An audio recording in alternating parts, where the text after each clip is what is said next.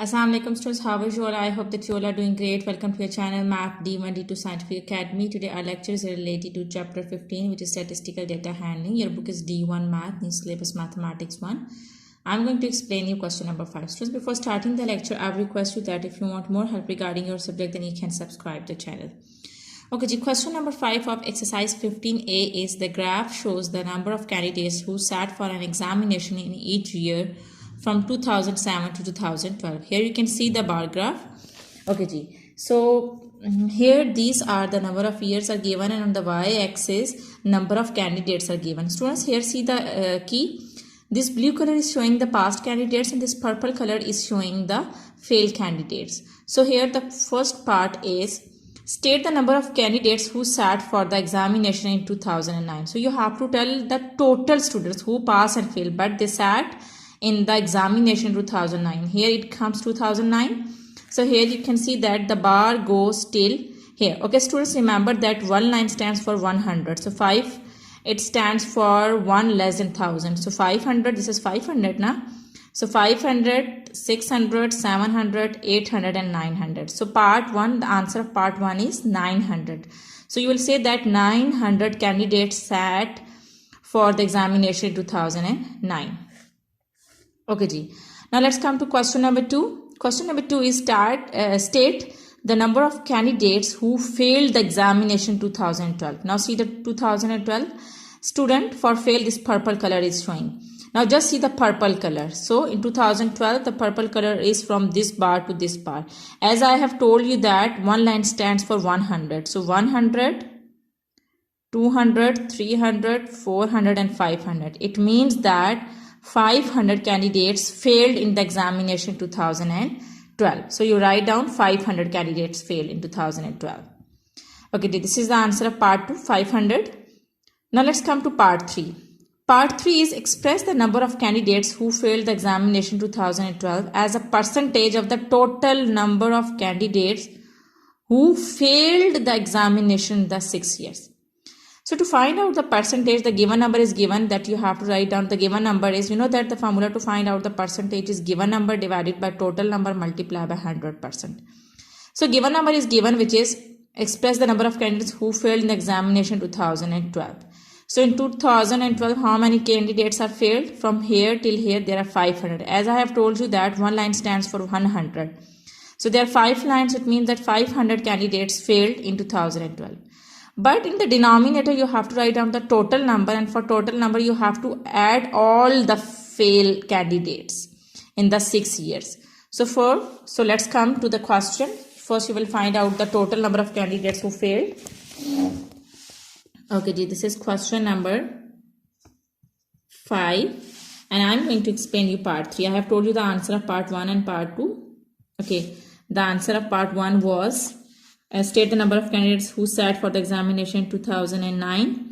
So it is 900. And okay, students, it is little bit more than that 900. So it is 950.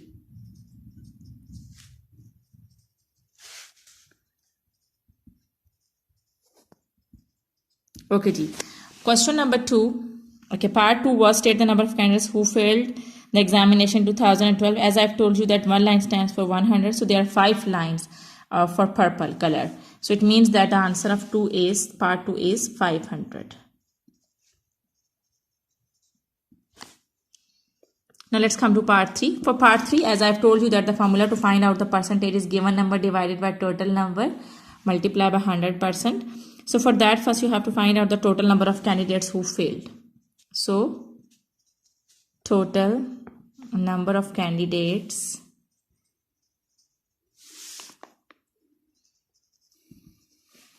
who failed. So you have to add up all the numbers. Okay, ji. So in 2007, see this purple color. Okay, ji. So count the lines. As I've told you that one line stands for 107. The bar is from here till here. So how many lines are there? 1, 2, 3, 4. So it is 400. So you will write down 400. Now let's come to the next year, which is 2008. In 2008, this is 0.50. This is 50 because here purple line starts from more than 50. It is the line starts from the mid of the 500 and 600. So 50 is here from here. Then 1, 2, 3. So it's 350 in 2008. So you write down 350 in 2008. Okay. Now let's come to in 2009. Okay. 1, 2, 3 and this half 50. So 350 is in 2009. So you write down 350 in 2009. Now let's come to 2010. Okay. 1, 2, 3, 4. 400 in 2010. So you write down 400 in 2010. You will add. Okay. Now in 2011. 1, 2, 3, 4 and this half 450. So you write down 450 in 2011. Now let's come to 2012. Okay, from here till here there are 5 lines, so 500 is in 2012. Now when we will add all these numbers, you will get 2450. So these are the number of candidates who failed in all the 6 years. Now to find out the percentage, okay. Students, remember that the formula to find out the percentage is, as I have explained in chapter 8 also, given number divided by total number multiply by 100%. Okay, so given number is given. They have told you that express the number of candidates who failed the examination 2012. That is your given number. So in 2012, how many candidates are failed? From here till here, there are 500 candidates. So you write down 500. That will be your numerator. Okay, in the denominator, you write down the total number, which is 2450 and multiply by 100%. Students, when you will solve it, you will get, when you will divide 500 with 2450, 500 divided by 2450 will be equal to 10 over 49. And when you will multiply it with 100, you will get 1000 over 49. And when you will convert it in whole number, you will get 20 whole 20 over 49. So 20 whole 20 over 49% is your answer of part 3. Okay, students, now part 4 is comment on the trend in the percentage of successful candidates through the 6 years. Provide a reason for this trend. Okay, so here you can see that the passing percentage is increasing. So you write down that the percentage of the passing percentage is increasing from 2007 to 2012. The reason can be that the students have prepared from the past years and students have worked hard, and the students have taken all the classes, they were regular. So these all can be the reasons that the passing percentage is increasing. So this is your answer of part 4. Okay, students, I hope that question number 5 is clear to you. Now let's come to question number 6. Okay, students, question number 6 is the bar graph illustrates the result of a survey conducted on shops in a housing state. There is a housing state where there are number of shops, and here the bar graph is given in which the number of shops and number of workers employed in each shops are given. On the x-axis, number of workers employed in each shop are given, and on the y-axis, number of shops are given. Students, here you can see that. Okay, so these are the number of workers employed in each shop, and these are the number of shops. They are saying that find the total number of workers employed in the housing state. So how would you find out the total number? Let me tell you. As you know that these are the number of workers employed now. So there are 4 shops. This one worker goes till 4 shops. So it means that there are 4 shops in which one worker is employed. Now let's come to this. So you will multiply 1 with 4. So you will multiply 1 with 4.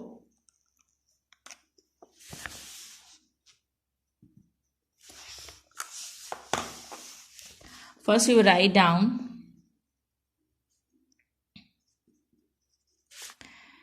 total number of workers employed in the housing state. Means that in all the shops, because there are 6 shops in the housing state.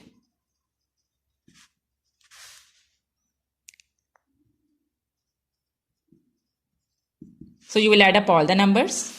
Okay, but for you have to multiply. One worker is employed in 4 shops, so you will multiply 1 with 4 because there are 4 shops there are 4 shops where one worker is employed. One worker is doing, there are 4 shops in there where there is only one worker. So you multiply 1 with 4. Okay, now let's come to this. There are two workers are employed in 6 shops. So there are 6 shops where two workers are doing their work. So you multiply 2 with 6. So it means that in 6 shop, in every shop, in 6 shops, there two workers are employed. So it means that you will multiply 2 with 6. Now 3 workers are employed in 5 shops. So there are 5 shops in which 3 workers are doing the work. So you will multiply 3 with 5. In the same way, there are 4 workers which are employed in 3 shops. So there are 3 shops where 4 workers are doing the work. So you multiply 4 with 3. In the same way, there are 5 workers which are employed in 2 shops. So there are 2 shops where 5 workers are doing the job. Okay, now you will solve it. 4 ones are 4, 2 6 are 12, 3 5s are 15. Plus 3 4s are 12, plus 5 2s are 10. So how many are total workers? You will add them. So how many are total workers which are employed in the housing state are? You will use the calculator. I use the calculator to add these numbers. To add all these numbers. 4 plus 12 plus 15 plus 12 plus 10 will be equal to 53. So total workers are 53. So students, this is how you have to do part 1. You have to write down total number of workers employed in all the housing study. You have to multiply the number of workers with the number of shops and you have to add them. I hope that part 1 is clear to you. Now let's come to part 2. Part 2 is express the number of shops hiring 3 or more workers as a percentage of the total number of shops in the housing state. So they saying that express the number of shops hiring 3 or more workers. So 3 or more workers mean 3, 4, 5. So you have to add these shops 3, 4 and 5. You have, because it's written that you have to express the number of shops hiring 3 or more workers as a percentage of the total number of shops in the housing state. So that is your total number and this is your given number. So first you have to find out the given number, and the given number is that you have to write down the number of shops hiring 3 or more workers. So first you will find out total number of shops.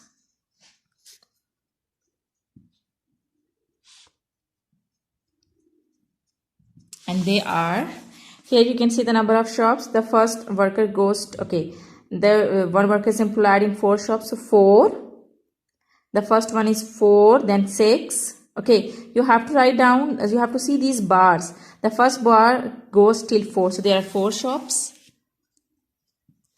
And the other bar goes till 6, so there are 6 shops. And this other bar goes till 5, so there are 5 shops.